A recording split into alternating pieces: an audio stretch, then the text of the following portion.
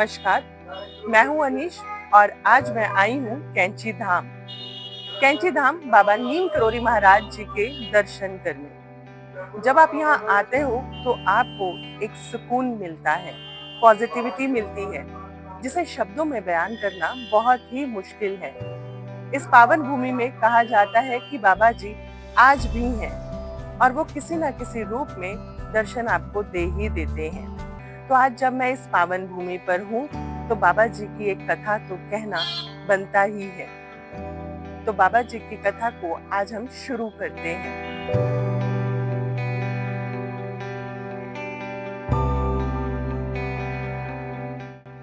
कहते हैं कि जब बाबा नीम करोली महाराज जी यहाँ होते थे, तो वो कहते थे अगर कि मैं बीमार हूँ, तो वो एक कमरे में चले जाते थे। कुछ ऐसा ही एक बार हुआ, जब बाबा ने कहा मैं बीमार हूँ और मैं कमरे में जा रहा हूँ और कोई मुझे परेशान ना करे।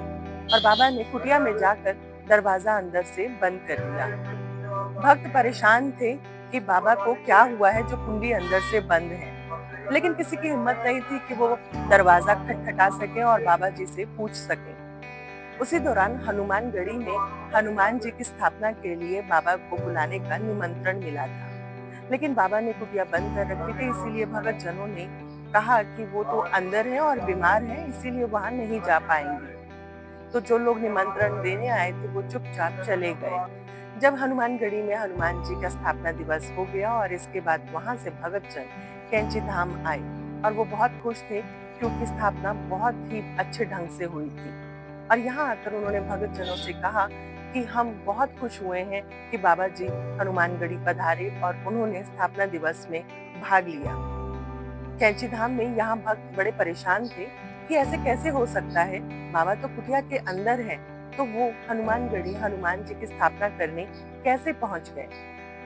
लेकिन कहते हैं ना, ये तो बाबा जी का चमत्कार है। लोगों ने कई बार कहा है कि वो हमें अलग अलग स्थानों पर एक ही समय पर दिखाई दिए हैं, और आज भी ये माना जाता है कि कैंची धाम में जो पूरी श्रद्धा, भक्ति और प्रेम के साथ आता है, तो बाबा जी उसे अपने दर्शन जरूर देते हैं।